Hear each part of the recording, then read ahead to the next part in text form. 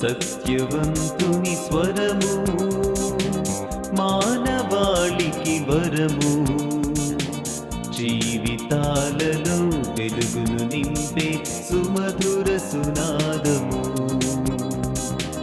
జీవితాలలో వెలుగును నింపే సుమధుర సునాదము, సత్యవంతుని స్వరము. నా పేరు పద్మలత, మాది గుంటూరు అండి. మేము 3 years నుండి ఈ చర్చ్కి వస్తున్నాము. మేము కొత్తగా హైదరాబాద్ వచ్చినప్పుడు ఏ చర్చ్కి వెళ్ళాలి అని చెప్పి రోజు ప్రేయర్ చేసుకుంటూ ఉండేవాళ్ళం అండి.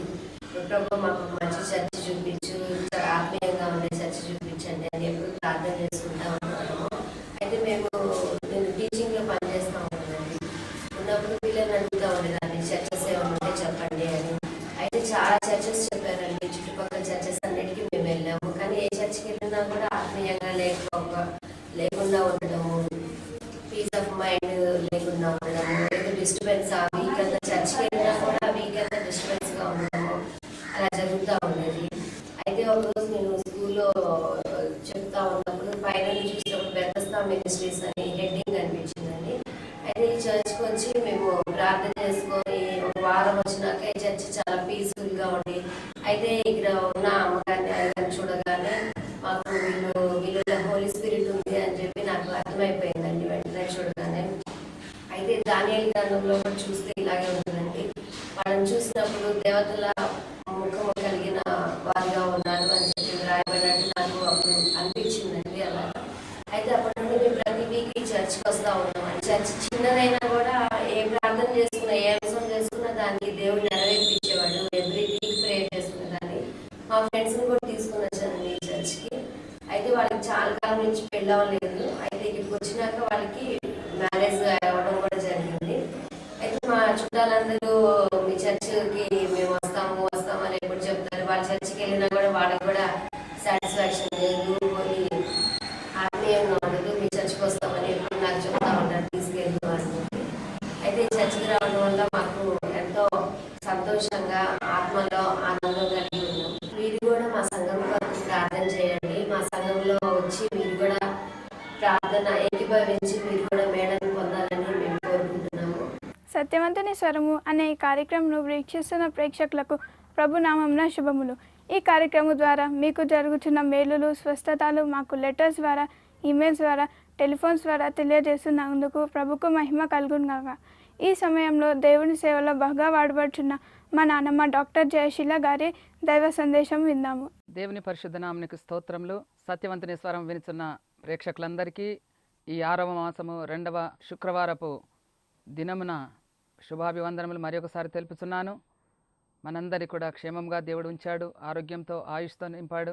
మన రాకపోకల్లో దేవుడు తోడుగా ఉండి మనందరి కూడా కాపాడుతున్నందుకు దేవునికి లెక్కలేనని స్తోత్రంలో వందనా చెల్లిస్తున్నాను. మీరందరూ కూడా వాక్యం ద్వారా మీరు పట్టబడుతున్నారు. ఎంతోమంది ఫోన్స్ చేసి అలాగే లెటర్స్ రాస్తూ కొద్దిమంది కానుకలు పంపుతున్నారు. చేతనైన సహాయము మీరు చేస్తున్నందుకు దేవుడు మిమ్మల్ని అందరినీ ఆశీర్వదించాలని మా సంఘం అంతా ప్రార్థిస్తున్నాము.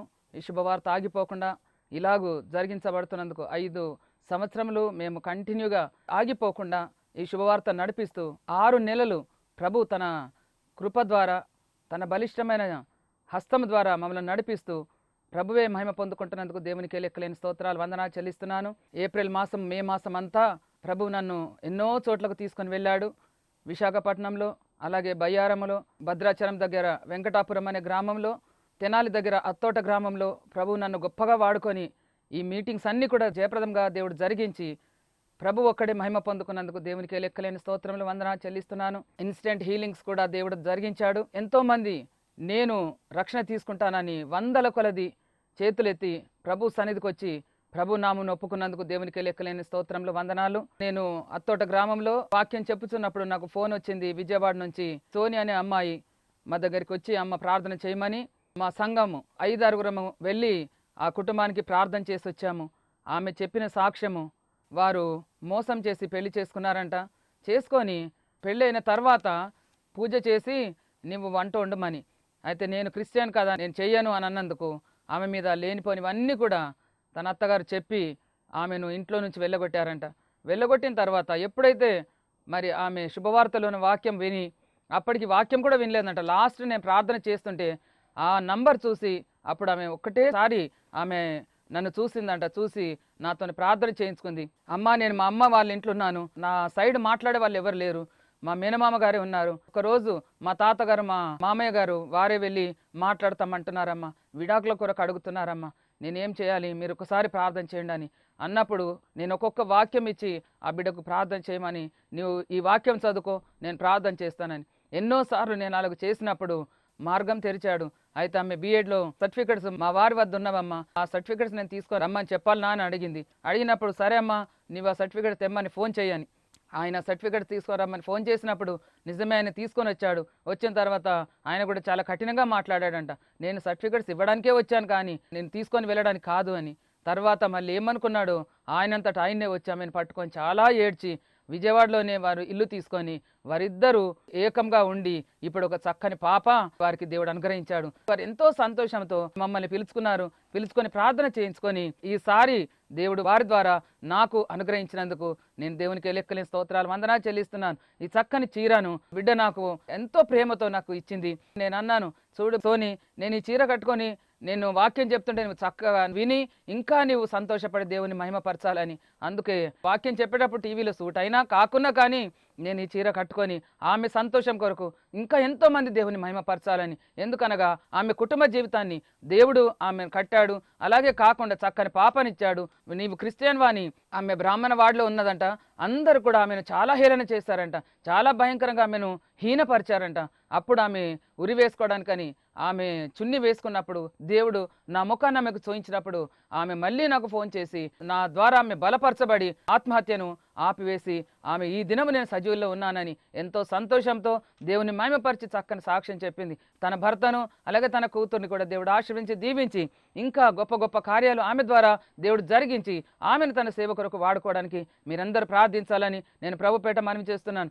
చూడండి, చాలా చిన్నది 21 ఇయర్స్ అమ్మాయి దేవుని యందు అంత భయభక్తి కలిగి అంత పట్టుదల కలిగి నా దేవుని నేను విడిచిపెట్టనని దేవుని కొరకు ఆమె నిలబడింది. మనం కూడా ప్రభు కొరకు నిలబడి సాక్షులుగా జీవిస్తే దేవుడు మనల్ని కూడా హెచ్చించి మనల్ని కూడా బలపరుస్తాడని నేను ప్రభుపేట మనవి చేస్తున్నాను. ఈ దినం ఎంతో సంతోషంగా ఉంది. తను, తన భర్త, తన తమ్ముడు, తన కూతురు అందరూ కలిసి మా సంఘానికి వచ్చి మంచి సాక్ష్యం చెప్పారు.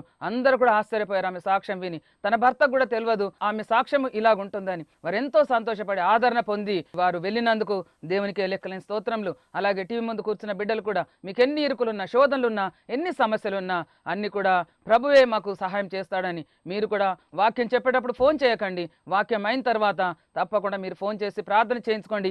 ప్రభు మిమ్మల్ని ఆశీర్వదిస్తాడు. ప్రభు మీకున్న సమస్యలన్నీ తీరుస్తాడని నేను ప్రభుపేట మనవి చేస్తున్నాను. చూడండి, ఈ దిన వాక్యంగా విశ్వాసి నివాస స్థలము. ఎక్కడున్నది విశ్వాస నివాస స్థలం అనగా కీర్తన 23వ అధ్యాయము 6వ వచనం చూస్తే, చిరకాలము యెహోవా మందిరంలో నేను నివాసము చేసేదను. ఒక విశ్వాసి ఎక్కడ ఉండాలనంటే చిరకాలము యెహోవా మందిరంలో నేను నివాసం చేసేదను. అది దావీదు మహారాజు ఎంత చక్కగా వ్రాస్తున్నాడు. అలాగే నీవు నేను కూడా మనం ఎక్కడ ఉండాలంటే, ఒక వ్యక్తి దినమంతా ప్రయాసపడి తన కష్టం చేసి సాయంత్రం రాగానే మనము మన ఇళ్లలోకి వెళ్ళి మనం విశ్రాంతి తీసుకోవాలి, పడుకోవాలి. కొద్దిగా రెస్ట్ తీసుకుంటే నాకు అలసట అనేది వెళ్ళిపోతుందని మనం సాయంత్రం కాగానే పడుకుంటాం. ఇక్కడ చూడండి, లూకా రాసిన సువార్త 2వ అధ్యాయము 29వ వచనం చూస్తే అక్కడ సుమయోను ప్రవక్త కూడా అంటున్నాడు, నాదా ఇప్పుడు నీ మాట చొప్పున సమాధానంతో నీ దాసుని పోనిస్తున్నావు అని అక్కడ సుమయోను ప్రవక్త చెప్తున్నాడు. ఇప్పుడు నీ దాసుని సమాధానంతో పోనిస్తున్నావు. విమోచకుని కొరకు ఆయన ఎదురు చూస్తున్నాడు. కాబట్టి తన జీవితం అంతా కూడా ఎదురు చూచి ఎప్పుడైతే రక్షకుని చూచాడో, ఎప్పుడైతే విమోచకుని చూచాడో అప్పుడు సమాధానంతో నన్ను ఆ నివాస స్థలానికి నన్ను పోనిస్తున్నావు అని అక్కడ సుమయోను పాడినట్టు చూస్తున్నాం. మనకు విశ్రాంతిని అనుగ్రహించేవాడు ఎవరు అనగా ఆయన దేవుడే అని మనము ఇక్కడ నేర్చుకుంటున్నాం. మనంతా మనమే మనకు విశ్రాంతిని వెతికి మనం దొరికించుకుందాం అంటే కూడా అలాంటి విశ్రాంతి మనకు దొరకదు. మనకి ఎన్ని భోగభాగ్యాలు ఉన్నా కానీ మనకు సమాధానం ఉండదు, మనకు శాంతి ఉండదు. నిజమే, మనము మంచి మెత్తని పరుపుల మీద పడుకున్నా కానీ రాత్రంతా నిద్ర లేని రాత్రులు ఎన్నో ఉంటున్నవి.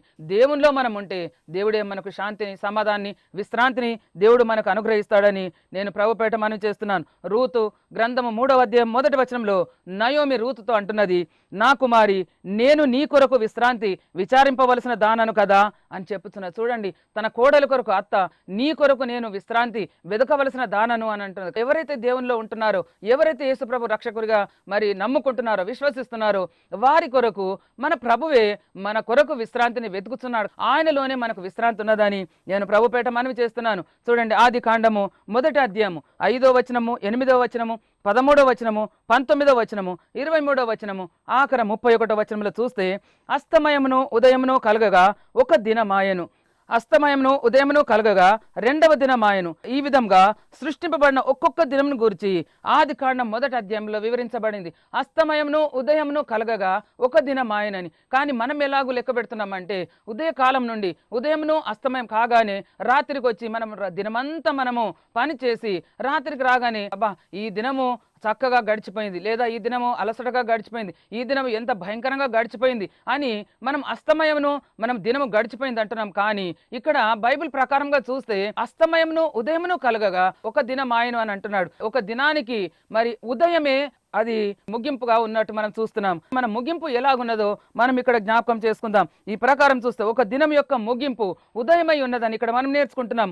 మనం దేవుని యొక్క సృష్టి అయి ఉన్నామని జ్ఞాపకం చేసుకొని, ఒకడు క్రీస్తునందున్న ఎడ్ల వాడు నూతన సృష్టి అని మనం లేఖన ప్రకారంగా మనం నేర్చుకున్నాం. మన యొక్క ముగింపు అనగా మన యొక్క దిన జీవితపు ముగింపు అనగా మన జీవితపు ముగింపు ఎలాగుండాలనంటే, నీతి సూర్యుని మహిమతో ప్రభావముతో ప్రకాశించినట్టు తేజోవంతమైన ఉదయముగా ఉండవలెనని ప్రభువు కోరుచున్నాడు. ఒక మనిషి యొక్క జీవితం ఎలాగుండాలంటే తేజోవంతమైన ఉదయంగా ఉండాలని. మన జీవితం అంతా కూడా అది అస్తమయంగా ఉన్నది. మనం ఎప్పుడైతే మన జీవితాన్ని ముగిస్తామో అది ఉదయము, అది దేవునితో ఉన్నట్టు మనం ఇక్కడ చూస్తున్నాం. ఈ మన జీవితం అంతా ఎలాగుండాలనంటే కృపాపూరితమైనదిగా మన ముగింపు ఉండాలని మరి ప్రభువు కోరుకుంటున్నాడు. ఉదయకాలం నందు సమస్తం కూడా నూతనముగా మరి తేజోవంతంగా అలాగే తాజాదనంగా ఉంటున్నట్టు మనం చూస్తున్నాం. మన జీవితం యొక్క ఉదయం ఎలా ఉండాలంటే అలాగూ నూతనంగా తేజోవంతంగా ఉండాలని. మనం చూస్తే శరీర రీతిగా చూస్తే శరీరం అంతా వడలిపోయి మనం వృద్ధాప్యం మందు మనం ఎంత వడలిపోయిన శరీరాలతో మనం ఉంటున్నామో ఒక్కసారి జ్ఞాపకం చేసుకొని అప్పుడు తేజోవంతంగా ఎలాగుంటాము. ఎవరికి చూసినా కానీ మనం అసహ్యంగా ఉంటాం కదా. ఒక చిన్న పిల్లను మరి దగ్గర తీసుకొని మనం ఎంతో ముద్దులాడుకుంటాం, ఎంతో ప్రేమ చూస్తాం. కానీ ఒక వృద్ధురాల్ని లేదా ఒక వృద్ధుడైన వాడిని మనం దగ్గర తీసుకోవాలంటే ఎంతో అసహ్యంగా ఉంటుంది. ప్రభు అంటున్నాడు అది మనకు ఉదయకాలంగా ఉంటున్నది కాబట్టి అప్పుడు మనం ఎలా ఉండాలంటే తేజోవంతమైనగా మన ముగింపు ఉండాలని ప్రభు మనల్ని కోరుకుంటున్నాడు. మన యొక్క గతించిన కాలము ఒక అస్తమయం వలె చీకట్లకు అమ్ముకునేదిగా ఉండెను అని. మన జీవితకాలం అంతా కూడా అస్తమయంగా ఉన్నది. ఎప్పుడైతే మన జీవితం ముగిస్తున్నామో అది ఉదయంగా ఉంటున్నట్టు మనం చూస్తున్నాం. ఆయనను మన జీవితము తేజోమయమైన ఉదయం నందు ముగించబడవాలనని ప్రభు కోరుకుంటున్నాడు. చూడండి, 6వ దినమందు సృష్టి యొక్క చివరి దినము దేవుడు తను చేసిందంతా కూడా ముగించి ఆ 6వ దినము అదంతా కూడా చేసి దాన్ని చూసి అది చాలా మంచిదిగా కనబడ్డట్టు చూస్తున్నాడు. కాబట్టి మన జీవితంలో ఒక్కొక్క దినము నువ్వు ఒక్కొక్క దినం చేసిన పనిని ఆయన చూచి నీవు చాలా చక్కగా దీన్ని ముగించావని, బలా నమ్మకమైన మంచి దాసుడా నేను చెప్పినట్లు నువ్వు చేశావు, చాలా చక్కగా నువ్వు ముగించావని ఆయన ద్వారా మనం సాక్ష్యం పొందాలని నేను ప్రభుపేట మనవి చేస్తున్నాను. చూడండి, ఆయన మరి మన ఆత్మీయ జీవితం యొక్క శిఖరాగ్రములో మనం ఉండాలని ఆయన కోరుకుంటున్నాడు. ఆది కాండము 18వ అధ్యాయము 1వ వచనం చూస్తే అబ్రహాం ఒక క్రొత్త నిబంధన పరిశుద్ధానికి సాదృశ్యంగా ఉన్నాడు. 18వ అధ్యాయం 1వ వచనంలో చూస్తే అతడు ఎండవేళ గుడార ద్వారమందు కూర్చొని ఉన్నప్పుడు యెహోవా అతనికి కనబడెను. 100 సంవత్సరంల వృద్ధుడు ఆయన ఎక్కడున్నాడంటే అక్కడ గుడార ముందర ఆయన కూర్చొని ఉన్నట్టు మనం చూస్తున్నాం. ఆ పగలు ఎండవేళ ఆయన గుడారం ముందున్నాడు. గుడార నివాసం అనగా హెబ్రీ 11:9లో చూస్తే గుడార నివాసము విశ్వాస జీవితంను చూయిస్తున్నట్టు మనం చూస్తున్నాం. మన ముగింపు ఆత్మీయ ప్రకారముగా చల్లారిపోయినదిగా ఉండక మరి చూస్తే వేడి గలదిగా ఉండవలనని మన జీవితం యొక్క ముగింపు మనం దేవుని సన్నిధానమును నేను సంతోషంగా అనుభవించాలని మనం అలాగూ మన సాక్ష్యం ఉండాలని నేను ప్రభుపేట మనం చేస్తున్నాను. లేదా మన ముగింపులో వృద్ధాప్యంలో ఉన్నప్పుడు నాకే చేతనవట్లేదు, ఏదేదో వేదనతో ఉన్నాను, రోగంతో ఉన్నాను, నా పిల్లలు నన్ను చూడటం లేదు, నా భర్త లేడు, నా భార్య నన్ను చూసుకోవటం లేదని ఇలాంటి ఎన్నో ఒడిదుడుకుల జీవితంలో మనము సరిగా దేవుని వాక్యం చదవక, మనం సరిగా ఆయనకు ప్రార్థన చేయక, దేవునికి ఇష్టానుసారంగా జీవించక మన ముగింపు అలాంటి ఆత్మీయ శిఖరాగ్రంలో ఉండక చల్లారిపోయిన స్థితిలో ఉంటుందేమో. కానీ అబ్రహాము 100 సంవత్సరంలో వాడయుండి ఆయన గుడారం ముందర ఆయన పగటి ఎండవేళలో ఆయన ఉన్నట్టు చూస్తున్నాం. ఎప్పుడైతే ఆయన ఎండవేళలో ఉన్నాడో, ఆ వేడితో ఉన్నాడో అప్పుడే దేవుడు అతనికి కనబడేనని అక్కడ మనం వాక్యం ద్వారా మనం నేర్చుకుంటున్నాం. మనం ఎప్పుడైతే ఈ భూమిని విడిచి వెళ్ళిపో సమయం వస్తుందో అప్పుడు పగటి ఎండ వేడిలో ఉండవలనని మన జీవితంలో నీతి సూర్యుడు ఉన్నతాకాశంలో శక్తివంతంగా ప్రకాశించుచుండవాలని. చూడండి, మన జీవితంలో నీతి సూర్యుడు ఉన్నతాకాశంలో శక్తివంతంగా ఆయన మన జీవితంలో ప్రకాశిస్తూ ఉండాలని నేను ప్రభుపేట మనవి చేస్తున్నాను. చూడండి, సామెతలు 4:18 చూస్తే పట్టపగలగు వరకు వేకువ వెలుగు తేజరిల్లునట్లు నీతిమంతుల మార్గం అంతకంతకు తేజరిల్లును. మనకు ఒక్కొక్క సంవత్సరం గడిచిన కొద్దీ నీతిమంతుల మార్గము అంతకంతకు తేజరిల్లాలని, అంతకంతకు మనము తగ్గిపోకూడదు. ఎందుకంటే వృద్ధాప్యం ద్వారా మనం అలసట పొంది మనం శక్తిహీనులమా కాకూడదు. విశ్వాస జీవితంలో మనం తగ్గిపోకుండా అంతకంతకు మన వెలుగు తేజరిల్లుతూ ఉండాలని అక్కడ ప్రభువు కోరుకుంటున్నట్టు మనం చూస్తున్నాం. ఆదికాండం 19వ అధ్యాయం 1వ వచనం చూస్తే దేవదూతలు సాయంకాలం మందు అనగా సమస్తము చల్లగా మారిపోయేటప్పుడు అప్పుడు లోతు దగ్గరికి వచ్చినట్టు మనం చూస్తున్నాం. చూడండి, ఇక్కడ లోతు ఆయన ఆత్మీయ తీవ్రత చల్లారిపోయినప్పుడు, ఆత్మీయ జీవితంలో వెనుకంజ వేసిన ఆ స్థితిలో ఉన్నప్పుడు దేవదూతలు ఆయన దగ్గరికి వచ్చినట్టు చూస్తున్నాం. ఆయన ఎక్కడున్నాడు? ఆయన నీతిమంతుడే, ఆయన అబ్రహాముకు మరి బంధువుడే. కానీ అబ్రహాం ఏమో ఎండవేళ పగటి వేళ అలా ఎలాగున్నాడో, కానీ ఈయన చూస్తే ఆయన చల్లారిన స్థితిలో ఉన్నట్టు, ఆయన ఆత్మీయ జీవితంలో వెనుకంజ వేసినట్టు ఇక్కడ మనం చదువుకుంటున్నాం. చూడండి, ఆ లోతును అతన్ని తీసుకొని వెళ్ళడానికి దేవదూతలు అక్కడికి వెళ్ళినట్టు మనం చూస్తున్నాం. సాయంకాలము అనగా అంధకారము కమ్ముకొని సమయమై ఉంటుంది. నీడలు జరిగిపోవు స్థితిలో, ఎండ చల్లబడి నీడలు జరిగిపోవు వేళ లోతు పట్టణపు గవిని యొద్ద కూర్చుండి ఉన్నట్టు చూస్తున్నాం. ఎందుకనగా అక్కడ అధికారులతో కూర్చుంటున్నాడు, అక్కడ పెద్దలతో కూర్చుంటున్నాడు. ఊరి వారందరికీ అక్కడ ఆ న్యాయమును బట్టి తీర్పు తీర్చేవాడిగా అక్కడ ఉన్నట్టు చూస్తున్నాం. ఇక్కడ దేవుని సంబంధమైన కార్యాలు ఆయన విడిచిపెట్టి లోక సంబంధమైన కార్యాలు ఆయన చేయడానికి పూనుకున్నట్టు చూస్తున్నాం. కాబట్టి ఆయన ఆత్మీయ తీవ్రత చల్లారి ఆయన మరి ఆత్మీయ స్థితిలో వెనుకంజ వేసినట్టు ఆయన ఎప్పుడైతే ఉన్నాడో అప్పుడు దేవదూతలు వచ్చారు ఆయనను తీసుకొని వెళ్ళడానికి. టీవీ ముందు కూర్చున్న బిడ్డలు అబ్రహాము వలె ఉన్నామా లేదా లోతు వలె ఉన్నామా? ఒక్కసారి జ్ఞాపకం చేసుకుందాం. మార్కు సువార్త 13వ అధ్యాయము 18వ వచనంలో చూస్తే మీరు ఎగిరిపోవునది చలికాలమందు అనగా మీరు ఆత్మీయ రీతిగా చల్లారిపోయినప్పుడు సంభవించకుండా వలనని ప్రార్థించడం అంటున్నాడు. చలికాలమందు జరగకుండానట్లు మీరు